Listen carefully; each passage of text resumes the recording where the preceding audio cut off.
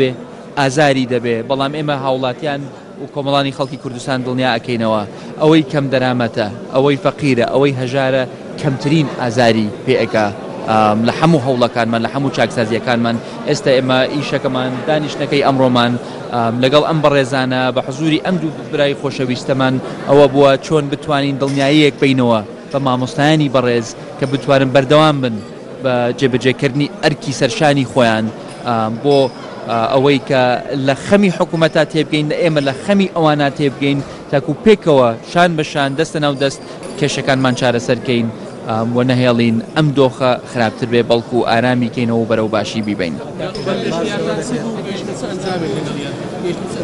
ئەمە کۆبوونەوەیەکی ئیستیشاری بوو، کۆبوونەوەیەکی ڕاوێژی بوو، کۆبوونەوەیەک بوو بۆ ئەوەی دەرفەتێک بوو بۆ ئەوەی ئێمە بیان خەینەتە سوورەتێک لەسەر دۆخەکەیە.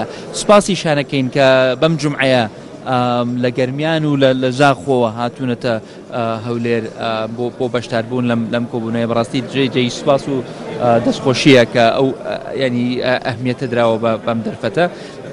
تێمان گەیاندن کە دۆخەکەمان هەرەوەندەیە. ئێستا ئێمە بڕێ پارەیەکمان بەدەستەوەیە وەکو داهاتی هەرێمی کوردستان بەشی خەرجیەکانمان ناکە بۆیە کە ئێمە دەستەکەین بە کەمکردنی خەرجی کە دەستەکەین بە زیادکردنی داهات. ئەمە هەندێکی چاکسازی ئانین ڕنگ بێ ڕاستۆخۆ ئەمڕۆ کاریگەریەکی هەبێ لەسەر ئەو عجزەی کە مانگانە کۆ ئەبێتەوە. بەڵام هەندێک لە چارەسەرەکانمان هەندێک لە بڕیارەکانی کە پێشتر داومانە و کە بەنیازین بەردەوام بیدەین بڕیاری مامناوەندین و درێژخایەنن ڕنگ بێ یەکسەر خەزێنەکانی هەرێم ڕاستۆخۆ نەیبینێت. بۆیە ئەمە پێویستی بە پلانێکی هەمەلایەنەیە. هیوادارم ئەگەر ینی نازانمەوە بێ لە خۆیان بپرسن بەس پێم وایە زۆر ڕاستگویانە قسەم لەگەڵکردن ڕاشکاوانە قسەمان کرد قسەی دڵی خۆیانیان کرد قسەی دڵی خۆمانمان کرد. پێم وایە ئەم سراحەتە لە هەموو شتێک مهمترە. بێگومان 100% کەس ڕازی نابێ بە هیچ شتێک ڕازی نابێ لە دنیای نەبووە 100% ڕازی بێ بەڵام سراحەت مهمە متمانە مهمە شەفافیت مهمە. خەڵک ئەبێ بزانێ کێشەی ئێمە کێشەی دارایی ئەمڕۆ لە هەرێمی کوردستان تەنها خۆی لە موچەیان نەگرتووەتەوە. موچە بەشێکە پێنەدانی موچە بەشێکە لە ئەزمەی دارایەکی کە ئێمە تاین. ئەی ئەو هەموو بەڵێندەرەی کە ئەمڕۆ پرۆژەکانیان وەستاون ئەی ئەو هەموو هێزە کە لە بەرەی جەنگان ڕاستەوە موچەکەیان دوا ئەکەوێت دوا کەوتووە بەڵام پێویستیان بە پشتیوانیە پێویستیان بە سوتەمەنیە پێویستیان بە چەک و تەقەمەنیە. ئەم هەموو ئاوارەیە لە کوردستانە ئەمڕۆ 1,800,000 ئاوارە و پەنابەر لە ئەمڕۆ لە کوردستانە هەموو پێویستی بە خزمەتە. بۆیە ئەزمەی داراییەکەمان زۆر لەوە گەورەترە کە لە چوارچێوەی موچە و مخصصاتە جێ بکەینەوە. بەڵێ فەرموو. ئێمە وەکو حکوومەت چەند بژاردەیەکمان لە بەردەستایە هەم بۆ کەمکردنی خەرجی هەم بۆ زیادکردنی داهات. دیسانەی لێمەوە هەندێکی ئانین ئەو بڕیارانەی کە دەرمان کردووە لە بڕینی دەرماڵەی پلە باڵاکان شتێکی ئانین ڕاستۆخۆ جێبەجێ ئەکرێ و ئەکەوێتە باری جێبەجێکردنا.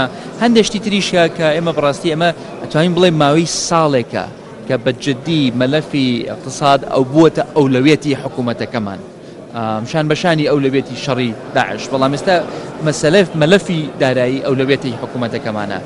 ئەمەش پێویستی بە داتایە پێویستی بە ئامارە بە میزاجە ناتوانین بڕیار بین ناتوانین هەر لە خۆمانەوە بڕیارێک بین بڵێن وڵای ئەمە ئەمەندەی موچەی خەڵکە بڕین و بەشکە مشکلەکەمان چارەسەرکە. ئێمە ئەمانەوێ پێشەوەی هەر بڕیارێکی هەستیار بین دڵنیا بین لەوەی کە ئەو داتایی کە لامانە دروستە وردبینیمان کردووە کۆمان کردووە هەموو وەزارەتەکان هاوکار بوونە. ئێمە ئەمڕۆ ئەگەر خاوەنی هیچ شتێکی تر نەبین خاوەنی داتایەکی دروست و تێر و تەسەلین کە هاوکار و هاندەرێکی بەقوەتە بۆ ئێمە بۆ ئەوەی بتوانین کە بڕیار بدەین بڕیارێکی دروست بدەین. فەرمووگیان.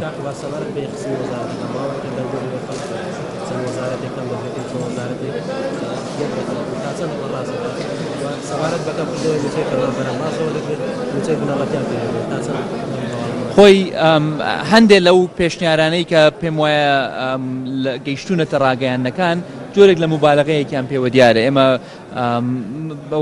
ڕاستیە بەڵام نەیانین مناقەشە نەکراون.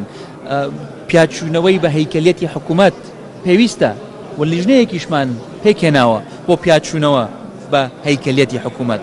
هەیکەلیەت تەنها وەزارەتەکان ناگرێتەوە بەڵکو خواروتری شەگرێتەوە. ئێمە هیچ شاراوە نییە، حکوومەتێکمان هەیە زۆر گەورەترە لەوەی کە پێویستمان پێێتی. ئێمە بەلایکەمەوە دەبەرامبەر خۆی گەورەیە حکوومەتەکەمان. بۆیە ئەبێ بە شێوەیەک بی لەوە بکەینەوە ئایا ئەم هەموو وەزارەتانمان پێویستە یان هەندێک وەزارەت هەیە کە کاریان نزیکە لێکەوە ئەتوانین دەمەجیانکەین.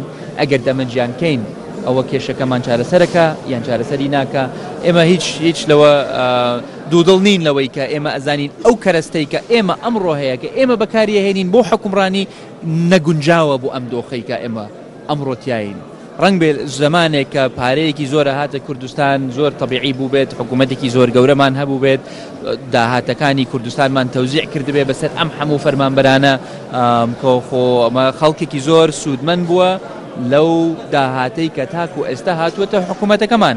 بەڵام کە داهاتەکە نەمێنێ ئیتر بە تەکید بێگومان خەڵک عزیزەتە خوایمەوە ئەمڕۆ لە 1,400,000 موچە خۆرمان هەیە لە کوردستان. ئەوە یعنی هەر عائیلەیەک لە کوردستان بەلایکەمەوە موچە خۆرێک ئەگەر 1.4 موچە خۆری نەبێ ئەوە زۆرە. بۆیە هەر جۆرە بڕینێک هەر جۆرە دەستکاریکردنی مەسەلەی موچە و مخەسسات ئەبێ بزانین کاریگەریەکی ڕاستەوخۆی هەبێت لەسەر کۆمەڵانی خەڵکی کوردستان. بەڵام ئانی حەز ناکەین خۆزگە وانە بواە خۆزگە پارەمان ئەوەندە بواە بتوانین بەسەر هەموو کەسێکە دووبارەش تەوزیعمان بکردایەتەوە. بەڵام ئێمە ئەمڕۆ داهاتێکمان هەیە، ئەو داهاتە بەشی خەرجیەکانمان ناکە کە ئەوە معادلەیەکی زۆر بەسیتە ئەبێ عیلاجی بکەین. تەمان نابێت تەنها موچە خۆر زیانەکە بخوا.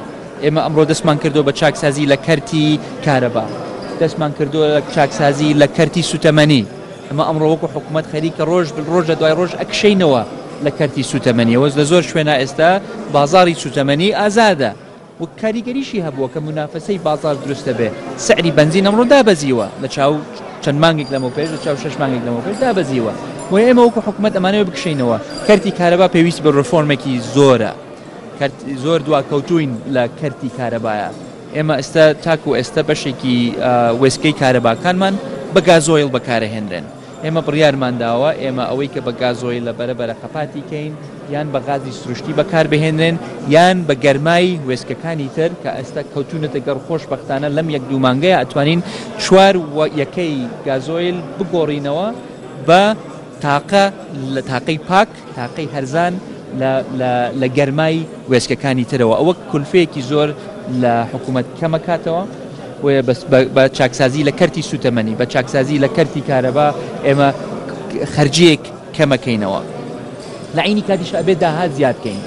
ئێمە وەکو حکوومەت زۆر کەمتەرخەم بووینە لە کۆکردنەوەی داهات، چ لە باج چ لە ڕسومات چ لە داهاتی کارەبا چ لە داهاتی ئاو چ لە داهاتی شارەوانیەکان غەرامەی مروری. ئێمە لاواز بووینە کەمتەرخەم بووینە چکەم پارەمان زۆر بووە. بۆیە ئەبێت تۆزێک ئینتر بین یعنی ملزەمتر بین بەو قانون و ڕێنمایانەی کە هەن ئێستا بۆ ئەوەی باشتر بتوانین داهاتی نێوخۆی خۆمان زیادکەین. بەڵام لێتان ناشارمەوە بەڕێزان ئەوە هەمووی لەلایەکیشەوە ئەبێ پیاچوونەوەی بکەین بە سیستمی موچە و مخەسساتەکەشمانەوە. بەڵام ئێمە ئەزانین خۆ شاراوە نییە 3 مانگ 3 مانگونی و هەندێک وەزارەت 3 مانگە هەندێک وەزارەت 4 مانگە ئێمە قەرزاریانین. بۆیە ئێمە ئەبێ بەم جۆرە دانیشتانە لێک تێبگەین بزانین چی قابلی قبوڵە چی قابلی جێبەجێکردنە. هیچ فایدەی نییە من پێشنیارێک پێشکەش بە هاوڵاتیانی کوردستان بکەم کە ڕنگ بێ لەسەر ئەوراقە زۆر گونجاو بێ بەڵام ئەگەر قابلی جێبەجێکردن نەبێ ئەوە شتێکی ترە. بۆ ئێمە ئەبێ زۆر هەستیارانە بین زۆر پڕ بە مەسئولیت مامەڵە لەگەڵ ئەم دۆخە بکەین و مەسئولانەش مامەڵەمان کردووە بەم دۆخە ئەوانەی کە بەشدارن لەم ئیشانە لە لیژنەی دارایی و لە وەزیرە پەیوەندیدارەکان زۆر بەدڵسۆزانە ئیشان کردووە. ئەمە ئەولەویەتی سەرەکی حکوومەتی هەرێمی کوردستانە ئەمڕۆ دۆخی ئابوووریەکەی کوردستان ئارام کاتەوە موچەی فەرمانبەران بدات و هەیکەلیەکەمان بگونجێنین لەگەڵ ئەو دۆخەی کە ئەمڕۆتیاین تاکو ئەگەر ڕۆژێک بازار باش بووە ئێمە ئەو کاتە زۆر بەقوەترە بین. من دڵنیام ئەمە کاتیە ئەم دۆخی کە ئێمە تیاین ئەمڕۆ کاتیە.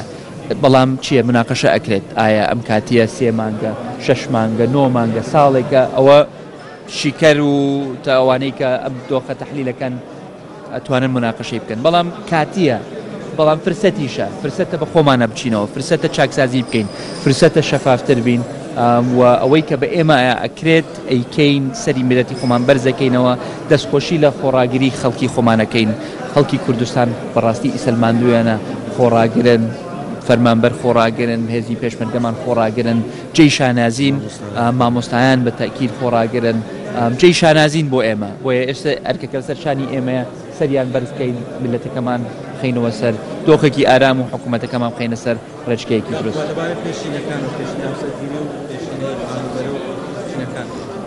هیچ بڕیارەکەیە کە هەمووی لە باوڵاتیان وەربگرنەوە یاخودەوەکو پێشتر بەردەوام دەبن ماگانە وەرگرن ئەمە بەشێک لە پێشینەکان و ئەو قەرزانەی بڵین کۆمپانیاکان کە لای حکوومەتە هەیە ئێستا وابزانم حکوومەت 600 ملیۆن دلاری حکوومەت لە لای کۆمپانیەکانە ئەمە هینێکە حقیقەتێکە ئێمە ئەبێ ڕێکەوی لەگەڵیان ئێمە ڕەنگ بێت لە حاڵەتێکە هەم قەرزار بین هەمیش هەڵ قەرزارمان بێ بۆ ئێستا ئەتوانین دانیشین وەکو عملیاتێکی حسابی بکەین ما بە ئەگە من 3 ملیۆن دینار قەرزاری کەسێتم ئەو کەسەش لە عینی کاتە 5 ملیۆن دینار قەرزاری منە با ڕێک بکەینەوە با قەرزی ئەو کەمتر بێ و قەرزەکەی من نەمێنێ بۆیە ئەو حاڵەتانە هەن کە ئێمە ئێستا لیژنەیەکمان پێکهێناوە بۆ پیاچوونەوەی ئەو پێشینانە لیژنەیەکمان پێکهێناوە بۆ ئەو قەرزانەی حکوومەت کە لەلایەن کۆمپانیاکانن پێم وایە لە بەشێک لە بڕیارەکانی ئەنجومەنی وەزیران ئەوەیە کە مدەتێک بدرێ بەو کۆمپانیانە بێنە پێشەوە و لە هەمان کاتیشەوە جزئێکە لە مەسەلەی زیادکردنی داهاتەکانمان بەڵام خەڵک دڵنیاشەکەینەوە ئێمە هیچ هەنگاوێک نانین کە زیانێکی زۆر لە خەڵکی فەقیر و هەژار و کەم دەرامەت بدرێت بەڵێ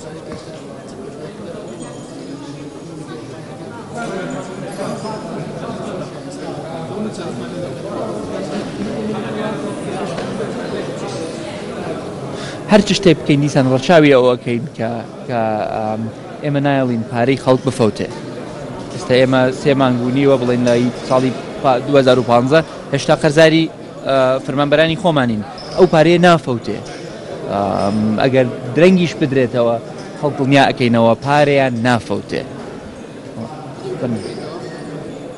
بەڵێ هیچمان کەم نەکردوێتەوە هێشتا هەموو شتێک لە مناقەشەیەکەین گفتوگۆی لەسەرەکەین دیسان ئێمە وەزعەکەمان هەستیارە بە بڕیاری سەریع ناکرێ ئەمە ئەبێ بڕیار بدەین بەڵام ئەبێ بە دیراسەوە بڕیار بین ئەبێ بە گفتوگۆ بڕیار بین زمانی دەربڕینی بڕیاری سوڵتانی نەماوە ئێمە لە سەرۆکایەتی ئەنجومەنی وەزیرانەوە بڕیارێکی سوڵتانی بین و چاوەڕێ بکەین خەڵک ئەوها قبوڵیکەن و بڵێن قبولمانە ئێمە ئەبێ بە گفتوگۆ بە دیراسە بە منطق نەک بە میزاج بە ئامار و بە تەحلیلەوە بڕیار بین زۆر سوپاسانەکەم بژیگان دەستان خۆش بێت